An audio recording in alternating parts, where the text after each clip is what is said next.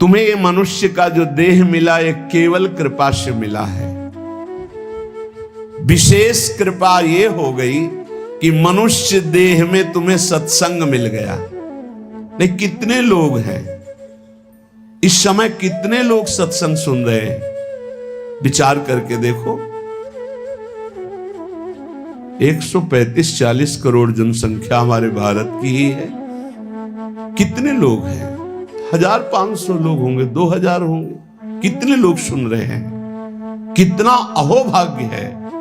इस समय हम भगवत चर्चा सुन रहे हैं यमुना जी के पावन पुलिन पे बैठकर। यही यमुना प्रवाहित होती थी। ये पुलिन है जहां पर बैठे हो, यमुना जी की धारा यही बहती थी परिक्रमा मार्ग में। कालीदय में देखो सीढ़ियां बनी हुई, यहीं से यमुना जी। ये कालीदय जो कुंड है ये यमुना जी का ही किनारा है। जहां आप बैठे यमुना की धारा में, अब यमुना जी थोड़ा साइड में हो गई। हमें वृंदावन में प्रिया प्रीतम की महान कृपा भरे सत्संग सुनने को मिल रहा है। ये विशेष कृपा। इस पर भी विशेष कृपा कि हमारी बुद्धि भजन करने के लिए सब कुछ त्यागने के लिए तैयार है। विशिष्ट कृपा, हमारी बुद्धि अब कह रही कि छोड़ो सब कुछ, भजन में लगो, भजन में लगो।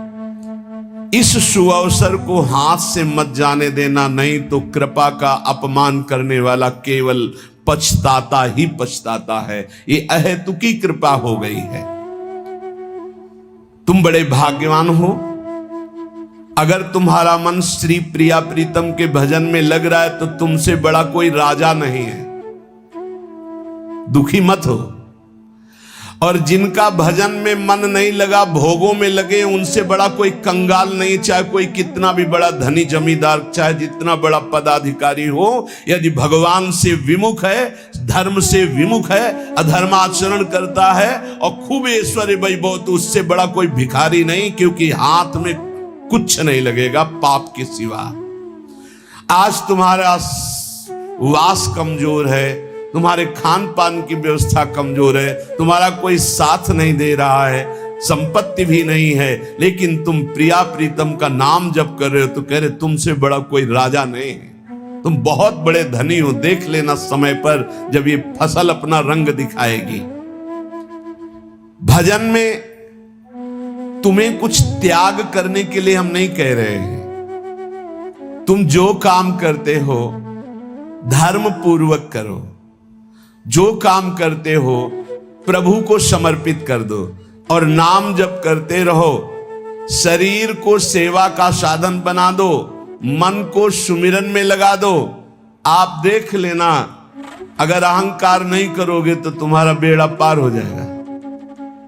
शरीर को सेवा में लगा दो। जो कर्म करते हो धर्म पूर्वक करो, उनको प्रभु को समर्पित कर दो और नाम जप करो। और अहंकार नहीं करोगे तो बहुत जल्दी तुम ज्ञान को प्राप्त हो जाओगे। तुम्हारे हृदय में ज्ञान प्रकाश हो जाएगा, तो अहंकार नष्ट हो जाएगा। अहंकार नष्ट होते ही भगवत तत्व का बोध हो जाता है।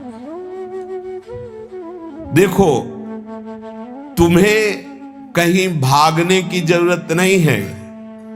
मन की दिशा जो भोगों की तरफ है, उसे मोड़ करके प्रभु की तरफ लगानी है। तुम्हें जो ही प्रभु की तरफ अपने मन को, अपने मुख को मोड़ा, तो बिना साधन किए करोड़ों जन्मों के पाप नष्ट हो जाते हैं। सन्मुख हो ही जीव मोही, जब ही जन्म कोटि अघ नाशो तब ही। जे ही जीव भगवान के सन्मुख हुआ, मन को मोड़कर प्रभु की तरफ किया, राधा राधा, करोड़ों जन्मों के पाप नष्ट होने लगते हैं। जिनका भोगों की ओर मन है, चिंता, शोक, भय, दुख, जन्म, मृत्यु ये नहीं हटेगा। चाहे जितना रुपया जमा कर लो, चाहे जितना भोग लो, चिंता, शोक, भय, मृत्यु ये तुम्हें सताते रहेंगे। नरक के निंदनीय गर्त में तुम्हें गिरना पड़ेगा। महान दुख